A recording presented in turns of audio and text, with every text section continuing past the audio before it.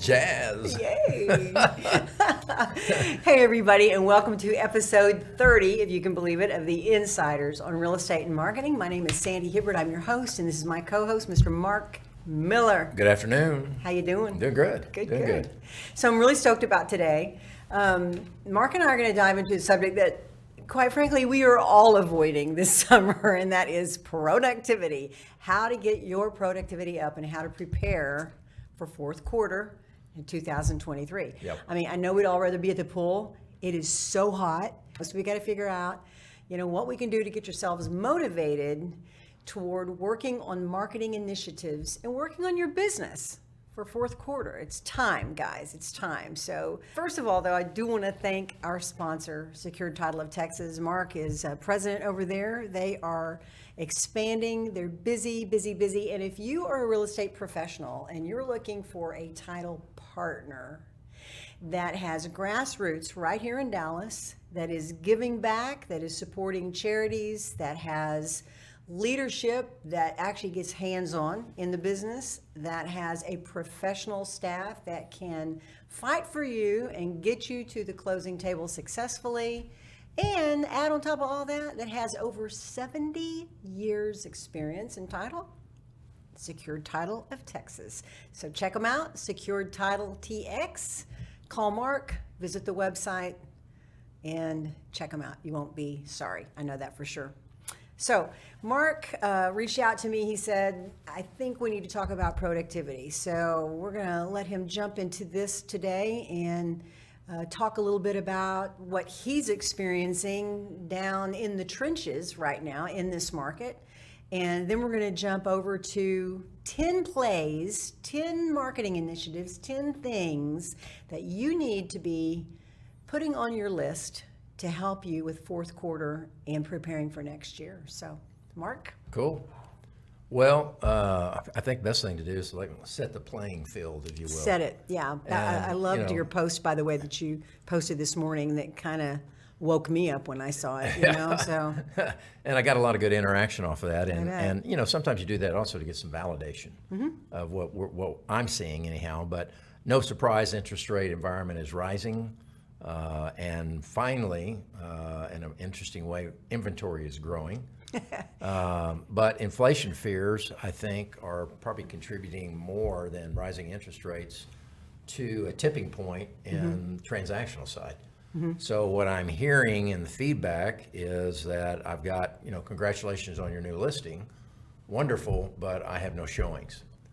And I'm wildest thing I've ever heard of. I'm getting that across the board. Now, what you can tell when that pivot is because all of a sudden Facebook is blown up with open houses.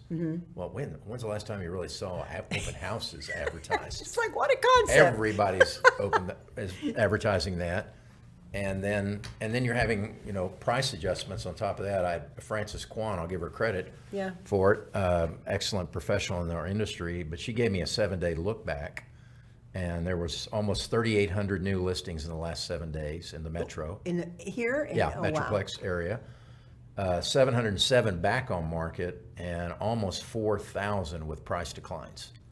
So another word that we haven't heard, I'm trying to remember some of the terminology they use, better pricing, which is, why don't you just call it a price reduction? Price adjustment. Right. Or price improvement. Right. Yeah, damn right it's a price improvement because it was way too high. Exactly. In about the last 7 days, there's been 500 cancellations. So I'm hearing that on the builder side, builder cancellation of contracts. I mean, the market right now is just in a little bit of a different kind of frenzy. Mark, what's going on? What is it? I think you got to dig down and figure out the consumer mentality right now. And my opinion is it's not the fear of interest rate, although that might be a portion of it if you're not educated about your options with the interest rate. We can talk a little bit about that. But I think the bigger fear is just the inflation side. And when you start looking at the national statistics and figure that 25 to 28% of your gross income goes toward a mortgage payment, and those mortgage payments have tilted up year to year over May to May this year, they're up 51%. That's insane. In a year period of time on a national level. I mean, normal people, like what we were talking about before we started, normal families cannot afford that. No. So that's why people aren't rushing out to buy a house, I guess. Right. I mean, It seems crazy though, because 3 months ago was a completely flipped scenario, Yeah. wasn't it? Oh yeah, there's a high demand, and you would look at the listings. They're, the majority of the listings are 500,000 and above.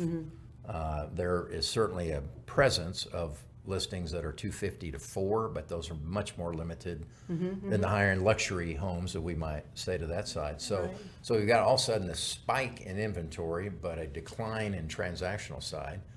And I don't know what how the market is going to react, but I think it's time to shift in some of the marketing strategies that our realtor friends use, and it needs to be shifted more to education and the side versus showing the open house or posting a flyer out there that you and I have talked about, which I think absolutely serves no purpose at all.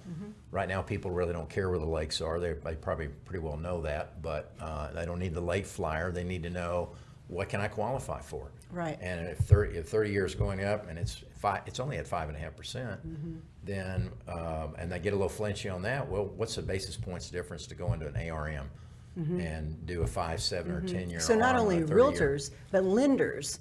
This is an opportunity for lending companies and mortgage guys and gals to educate Absolutely. through their realtors Right. and through the marketing that they're doing. Right, and strategies, buy down yeah. the interest. I mean, there's a lot of things that you can go back to in fundamentals, and I think that's where we're headed as well. I'm seeing seller concessions. You're seeing, I don't want to call it normalized, but I would certainly say what you're seeing is that the transaction is tilted to the buyer side and away from the seller side, which means buyers not having to rush toward a house to try to contract along with 30 others and then pay all the closing cost.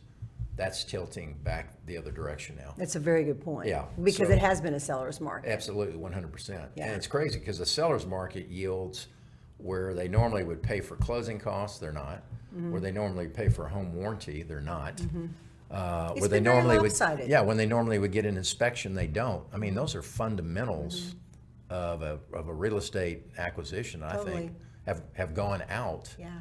in the pursuit of trying to get people in homes. Now, the final piece of that in this year will be in October when taxes are due and payable. All right, we've gone through the assessment. We know what we're going to be owed. We've gone through property tax protests, probably unsuccessfully. And now we're going, if you escrow your insurance and your taxes, your lender's going to pay those taxes in October to December. And then they're going to send you a notice saying, guess what? You're deficient in your escrow account and your insurance has gone up 40%, probably at least. Your taxes have gone up upward of 50 to 70%. Hopefully you've got a cap on there. You may not have. Hopefully you file for homestead exemption. Yeah. So I think that's the next tier that's out there that could potentially, once again, flood the market, or it could create some refinance cash out transactions as well. But now you got debt associated with that, and you've got how much of your savings, which will be a part of your overall qualifying ability to get a mortgage, have you tapped into? And you and I were talking before the show. AT&T just announced that they're forecasting a possible decline in the next quarter because people aren't making their payments on their phones. So Do I feed my family or do I pay for my cell phone? exactly, You're going to feed your family. So how do I break that down? And prices at the grocery stores are insane. It's crazy. Sarah and I were talking the other day about the soy creamer that we use. $3.59 is what we've always paid. It's five something, Yep. $5.69 Right. now. I mean, it's insane. You Yeah. can't get what you want Right. because of the market supply thing. I mean, this is a really crazy market Yeah. that we're living in right now. And, it seems like it always hits us the hardest in the real estate market. So it just puts realtors, mortgage lenders, in a bind as to how can they reach through and number one, bring about awareness about their business, but Exactly. also bring about trust so Yeah. that somebody can know that they're in good hands. I'm going to be a lot more shy if I'm going out and buying a house in this market if I don't feel like I'm in the hands of somebody who knows what they're doing. I want someone who knows how to negotiate, someone who knows about the market. I want a lender who can help me navigate all of this crazy Right. stuff, So this is where, we're heading today is what can realtors do? What can business owners do to gain the trust and to provide something to increase their productivity? Right. It's not as easy as it used to be No. anymore. So your challenge is not, your challenge was trying to get someone to list their home. Yeah. That's not the challenge anymore. No. Now, the second part of that challenge of listing that house is list it at what the changed market is and the value. That's why those statistics show the price reductions that are going on out there, because they need to address that and say, okay, let's talk about, Yeah. this price was at A and it's basically been rejected by the market. So where do you want to go from here? Where do you go from here? Have you ever seen a market like this No. before? I have not. And this is my 45th year in Yeah. the title business. Yeah. I've seen a lot of different cycles. Yeah. More stress related to the banking side. S&L crisis is an example. I think foreclosures are going to become a factor again. So we've got a tilt going on that no one quite knows how to manage right now. And again, because of the inflationary side of the equations, rates rising, which was intentional. Another rate increase is coming. Is it? Yeah. So Well, they just keep doing that until things level I out? hope or- they're going to stop after this next one, which I think would be about a 3/4 point to a point. And so that's going to, now, all that being said, if that brings the 30-year up higher, and let's say we go 6, 7, 8, the ARMs are going to be floating right there below that at probably 100 basis points to 200 below. So you can find the rate in there. Again, I just don't think financing perception is probably a point of education, that side. So my theme through our discussion today is going to be a lot about educating and Yeah. pivoting. You've been talking a on lot your about that. social media strategies, Yeah. and take your social media strategies into more of the statistical side, educational side, and become recognized as an expert and consultant, if you will, Absolutely. in that space to people out there, and now encouraging the buyer that it's okay. Yeah. And find out a way to educate them and motivate them to go out there and contract for deals. And that's what I think the industry needs to do right now. Absolutely. Well, let's jump in on this. Sure, Let's see. These are 10 points that we've put together. Got inspiration from Tom Ferry. Yeah, love Tom. He's got a great new strategy blog post that just went out called 13 Plays. So that's why I'm calling these plays. Tom, you're an inspiration to us all. And so if you're looking to do some research on all this, then I encourage you to go to Tom Ferry's website, go to his blog, and look at one of the last 2 or 3 blogs. It's the 13 Plays blog. Look at that, watch the videos, and download the social media PDF that he's got for you. There's tons of information that he's provided on things that go deeper than what we're going to have time to talk about today. So I encourage you to do that. And one thing, just kicking off with the email. Email is still, to me, the most highly underrated marketing tool that exists. It is my number one. And I think that getting together your marketing with a great email strategy is super, super important. In fact, I would say I could probably sum up as a marketer all these things that we're going to talk about today if you had a compacted program that includes email blasts, blog posts, and a great website. And what I do with that is you provide your content, your expertise on a blog. You push that out via email to your list, not just, blanket it out to social media. Guys, you have to get a little bit smarter than just working with social media these days. I mean, it's not just about making fun posts. Right. It's about educating. So what better way to do that than through email? So some of the things that Tom had talked about on his blog post was providing CMAs, providing value videos, and he's even got a list of videos. So if you're looking for what you can do on social to share on email, videos is the thing, you know. Get yourself, I'm kind of getting ahead of myself, No, it's fine. but get a YouTube channel, create those videos, then link that in a great email that you send out to your list. So putting together an email strategy is going to require first that you put together a database. And any realtor who's been in the business for more than a year has got a lot of names potentially that you can put into an Excel file and create your own database. Don't make it hard. Keep it simple. But if you've got that database of clients, prospects, past clients, people that are interested through your drip programs that you've got through your brokerage campaign, whatever you're doing there, all that content, bring it and put it into an Excel file. That is your gold. If you can take that database and you start dripping out real information to them, not fluffy generic stuff, but like what you're talking about, educating them, and use that email as your vehicle, it is to me the number one thing. Right. And everybody says, you know, whenever I talk to sometimes to prospects, they're like, no, I get too many emails. And yeah, we all get a lot of crazy emails, but if you develop a relationship with your list, if you've developed a relationship with clients, if you've worked with people personally like realtors do, or like mortgage lenders do, you get to know those people. If you send me something that's of value, I am not going to put it in my junk folder. If you send me something of value that is resonating with me and where I'm at, because you know me and you know what message to give me, it's a no-brainer. Yeah. So emails, I think, are fabulous.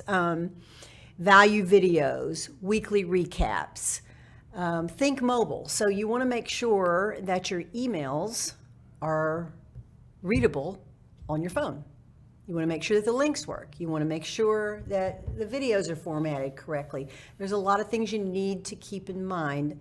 That's why you want to build a strategy so that you know it works on mobile, it works on desktop, your links work on YouTube, your links work on your website, blog, whatever it is that you're using, but email is number one. So if you have not this summer thought about an email program to get ready for fourth quarter, I would highly recommend that you put together an email strategy now so that you could actually kick that into gear in September, October, and start preparing for the new year. So email strategies. Yeah. What do you think about email? Well, I think the bigger challenge for the realtor community is to use email.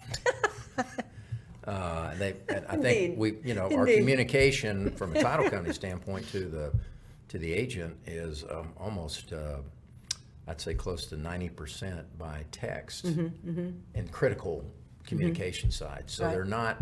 They've moved away from that type of communication, and I still. You know, look at my emails at night on my personal side. So I would read something, usually in the evening time, to see what has come in, see something of value. And I so, think people are going to read emails if it's of value. yeah, if it's of value, and that has to me is the subject line Yeah. for one. I mean, you Oh, need yeah. to be, and I would be. You got to grab them there. I'd be grabbing them on market update. Yeah. And I would be doing that weekly, Yeah. and they can pull every statistic they need on neighborhood or market, city, county out of the Netris. Yep. You know what I call the old MLS system. They've got statistics available right at their fingertips. All that information. And you don't available. have to. That doesn't have to be anything very complicated. But you can just say, hey, just want to give you an update on your market this week, houses, inventory, all listings in, what's sold, whatever Yeah. those bullet points are. Yeah. That's going to be relatable to that side, and not sitting there and taking a statistic that's posted from another title company that's pulled that information and then you push it out. That's no value. That doesn't have any The articulation to it. emails have to be personal. Yeah. I mean, you have to feel like that email is talking to you. Right. And meeting your need. Yeah. And so I think that's really Yeah, important. because what the hell do you do? You get a reply. Yeah. Exactly. It's like, if you've got that tip, that Yeah. means you've got Yeah. an interest. Somebody's trying to communicate with you, and that should lead to a phone call from that point. In And time. this is So- why email strategy. Right. It's not just about, getting and just pulling an email out of your hat once a week. It's about sitting down Right. and determining how often are you going to send those emails. what messages, what themes, when, all of that. What email client are you going to use? That's hugely important. You know, you need to get a MailChimp, a Constant Contact, an AWeber. You've got to invest in these things to get the productivity. So productivity is not just doing this stuff. It's about being tooled up for it. You know, I could not do my job as a marketer if I wasn't tooled up. And since everybody today is required to be a marketer if you own a business, right, you got to get tooled up, guys. Yeah. You got to get tooled up with an email client, with videos, with content, with a blog on your website. I've been preaching this for years, having that wheel and all the spokes that make it turn are the things like blogging, a website, Instagram, Facebook, LinkedIn, boop, boop, boop, boop, boop, boop. And the hub is your expertise. It's your information. So email strategies, and that goes right along with the social media strategies. You know, we're not just pushing out silliness anymore. That's what I'm getting sick of. right, Give me some meat. yeah, You know, and give me gorgeous pictures of homes. I don't care if you're a realtor. I don't really care to see you performing. I mean, that's me. I want to know and learn from you about houses, you know, about how they look, how you buy one, how you qualify for one, how you take care of one. And honestly, Mark, I don't see a lot of that Right. from realtors today. It's more that they're either regurgitating market stats that everybody else is doing. Yep. Or they're being silly and cute and showing their lifestyle, and I think all that's great and fine and good. But you've got to mix into your social media strategies that meat of education that we're talking about. Well, we're in a triage right now, and they better figure out how to triage what's going on in the marketplace. Yep. And I like that analogy. Talk about that. yeah, well, I mean, for what is making people in our industry roll their eyes back, trying to figure out what's going on, what do you think the consumer is thinking? I know. So their only source is to see what's posted on, not necessarily posted on Yahoo or whatever medium they go to, listening on the news, listening to Fox News or whatever, and they start hearing statistics that blow their mind Yeah. because it's not the good news. So you know what they do? You know what the consumer does? Put their head in the sand. They don't buy. They don't buy. They don't do anything. Yeah. Right. So you, Mr. Realtor, Mr. Mortgage Lender, are the bridge from the consumer to your listing, the consumer to your marketing, your consumer to the industry. And I've said this story before. Remember when Century 21 did the Real Estate is Great campaign that my company was there. They were concerned in the fall 2008, everything was crashing all around. The market hit bottom. It was terrible. Real estate was sucking here. And Jim Fight said, we got to get a message out there that real estate's great here in Dallas. Dude, Right. we did it. Right. And we put that together, and their numbers turned around within 6 months. It was like complete night and day. While the rest of the country was struggling, we got the message out. It's okay here, you know, and it's okay if you do this, da-da-da-da-da-da. Right. So education is what it's all about. And that turned around the numbers. So brokers, if you're having a problem in your companies with getting those live buyers and helping out your agents, teach them how to educate. Better yet, put together an educational program brokerage wide that your agents can tap into and help them, because I think the education is huge in a time like this, and social media is a great way to do it, but you've got to put that strategy together. You've got to create call to actions. It's got to be more than just playing around. There's 3 components that you see: just listed, and under contract, and just sold. Yes. And all that is a post. Yeah. So why not take that and add some content to it, particularly under contract or just closed? Right. Because every single transaction, it has its own fingerprint. Yeah. Something had to take place in order to get that under contract and to get that property closed. What were those circumstances? Yeah. What did you do that helped get that deal across the finish line? and make that almost like a case study. Yeah. Oh, and case studies. Yeah. That's on our list. Yeah. That actually is on our list. Let's jump down. The other ideas, and guys, we will have this on our website. These 10 things will be on theinsiderspodcast.com and on Secured Title. I'm sure we can get it on their site too, so that you've got all this, because we're not going to have time to get through it today. But the other things on Gen Lead, or Lead Gen, is the email, the social media, getting out of the box, like having your own show and using direct mail. Duh. I mean, it's guaranteed deliverable, guys. But conversion tools, once you get them in there, once you get them into your list because they've actually shown interest, is case studies are huge. Creating those case studies that educate and show. And you can sit down at a listing presentation and you're not just saying, I did this and I'm great and I have this designation and our broker is worldwide. Well, Right. who cares? Yeah, we Show have me market someone who's share. had success here. Yeah. Do a case study. I think those are great. Home buyers guides, I think, are good. Getting your scripts right, knowing what to say, being comfortable. New agents, work with your brokerage on things like this. Get comfortable, number one. And then let's look at this section really quick, Mark, before we get into our takeaways. But the health and mindset section that I think is so important for realtors right now, because I was talking to a guy yesterday who was being interviewed at another brokerage, and he said, I struggled with depression for 2 years during COVID. And he was talking about how difficult it was for him to put on a face or do what he needed to do just to get out of bed in the mornings, Right. because the market, his livelihood was really affected and things like that. Yeah, what if you had 10 new listings and you weren't getting any showings? Yeah. I mean, how do you manage that mentally? So I think there's a big mental game Yeah. in this industry. I mean, you go through it, I go through Right. it. But to be that independent contractor, like the mortgage lender and the realtor, who doesn't have necessarily a net under them, Right. except for the net they provide. So that all said, I think that you need to work on a gratitude journal. Tom Ferry talks about a gratitude journal and meditation. I would say get a positive attitude. Now, however you can do that, Right. different people are going to approach that in different ways, but I've always found that gratefulness, just taking on a grateful attitude and a grateful mindset and not expecting and needing so much.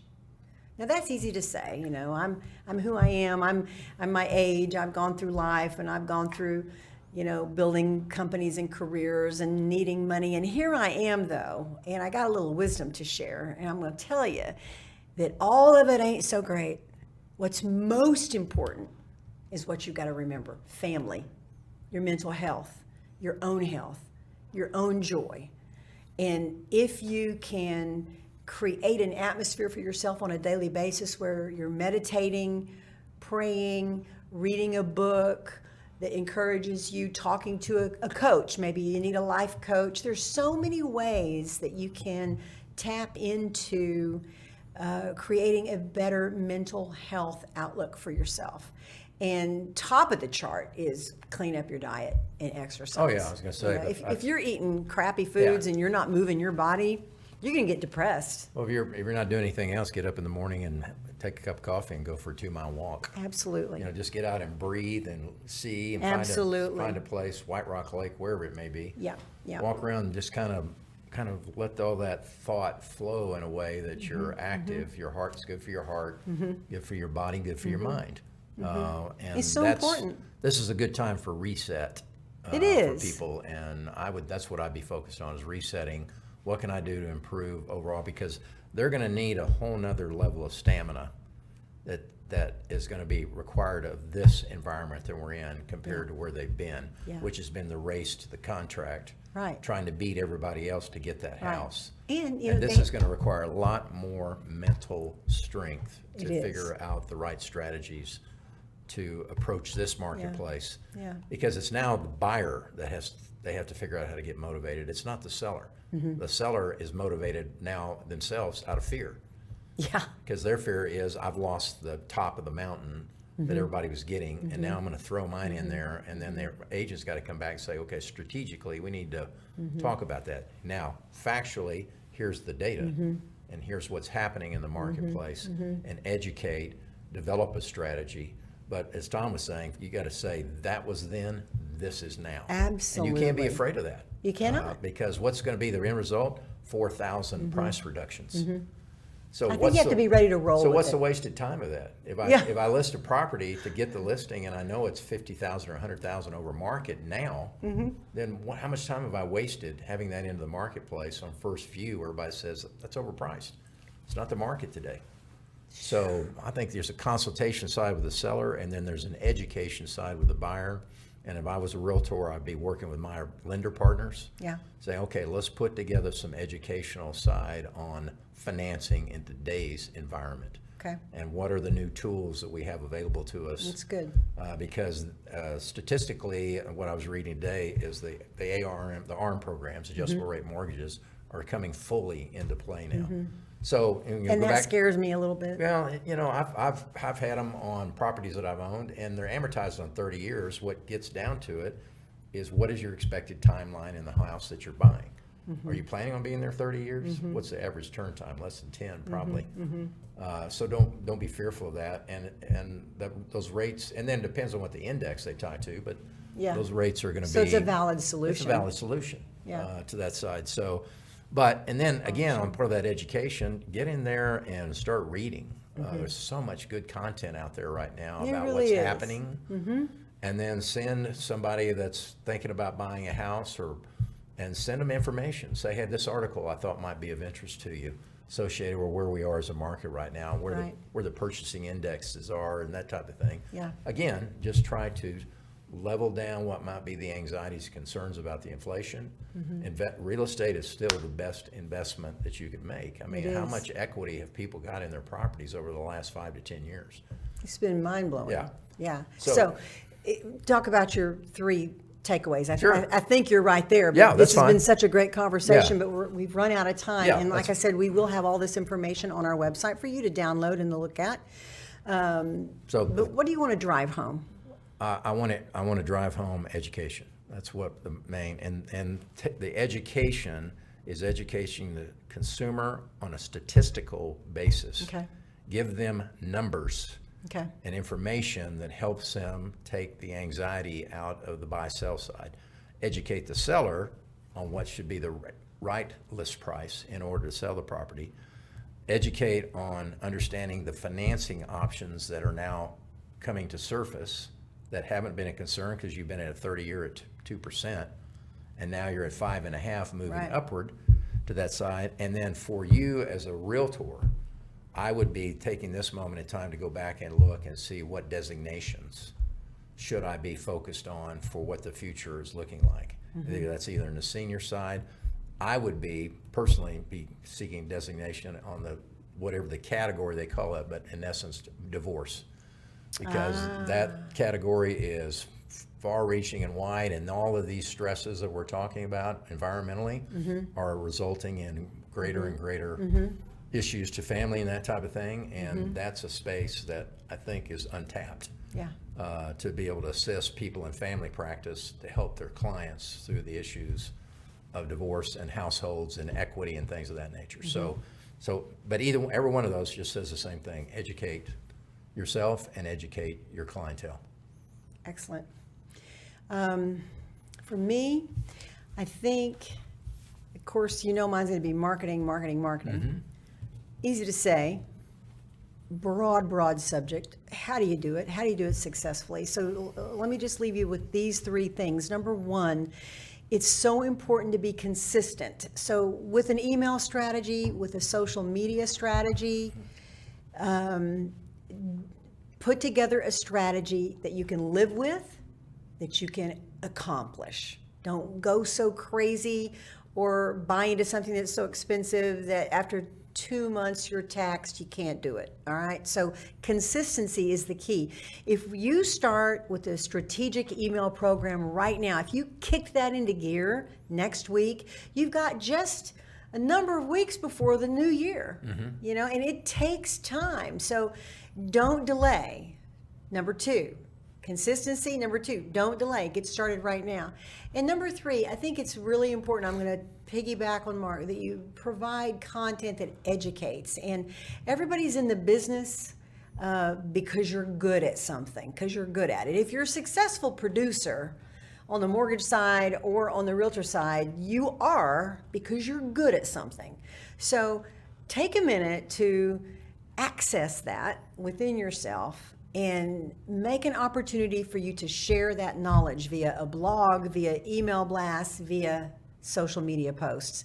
So consistent, right now content that's educating, and you start it and you engage it now, you're going to be looking good by the end of the year if you keep it up. It's not rocket science. It's not pie in the sky either. You've got to work. You've got to pull your tools together, guys. You've got to spend the time to work on marketing your business, period. So whatever of these item and things that you think works for your company, works for your business, incorporate them. Incorporate 3, okay? Pick 3. Engage them, and you'll see a difference, I believe, in bringing up your productivity. Our friend over at Judge Fight, I always mention them because I love them. They were a wonderful company to work with, and they're smart. And Judge Fight, the old man, said, activity breeds results. Mm-hmm. So if you're not doing nothing, guess what? You're not going to get any. No production. Yeah, no production. So get out there and do it, okay? Thank you again, Mark. Thank My you, pleasure. Secured Title of Texas. Appreciate your sponsorship, and we will see you Next in month. August. Yeah, there you go. Ciao.